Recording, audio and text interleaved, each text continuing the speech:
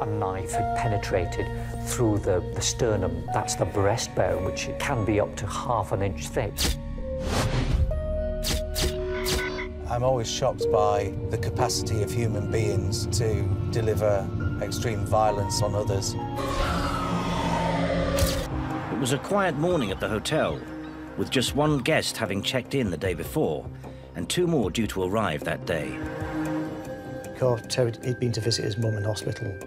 Ray Carter had spent the day putting up curtains, I think in the dining area, sewing. When Terry Carter arrived back at the guest house that night, he expected to be greeted by his wife. Instead, all he found was a deserted hotel. After trying to locate her in the guest house, he'd rung her mobile phone, which rang out in the living room. And he noticed that room 5 was locked, which was unusual. Unoccupied rooms weren't normally locked. He came down to see if he could find the master keys. With no sign of his wife, Terry started to panic. After a frantic search, he found the set of master keys. When he opened the door to room 5, he was met by the most horrific sight.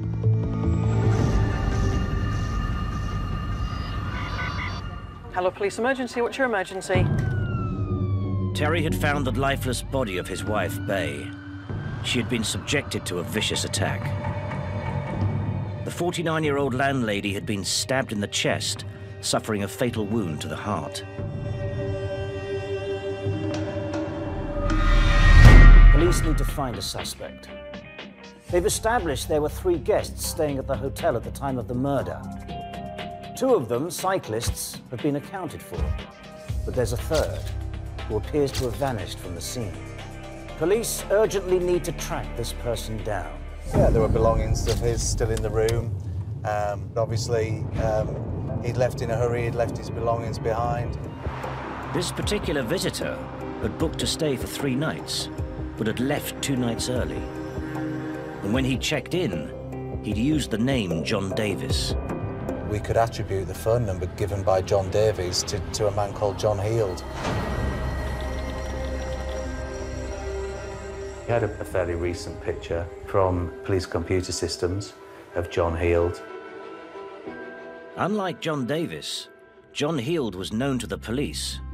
Could this be Bay Carter's killer? We knew that John Davies was in fact John Heald. He was a person who checked in. His mobile number subscribed to John Heald, not John Davies.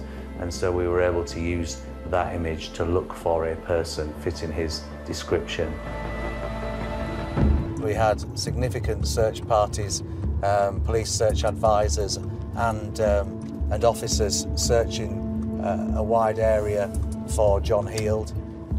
We were relying on public assistance, sightings of John Heald, and we put out a £10,000 reward to try and assist with that.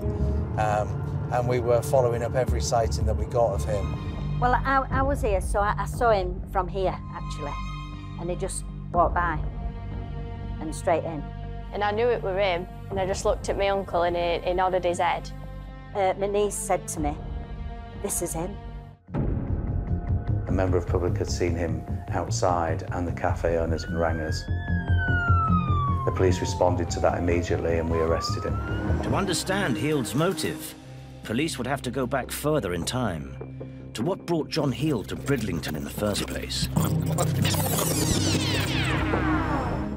John Heald was a controlling individual. He was in a relationship where he was extremely jealous. That relationship had come to an end. He was unaccepting of those circumstances.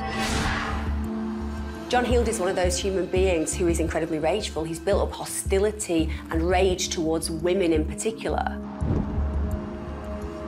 Following the alleged sexual assault and afraid of the reprisals from the victim's family, John Heald fled Rotherham.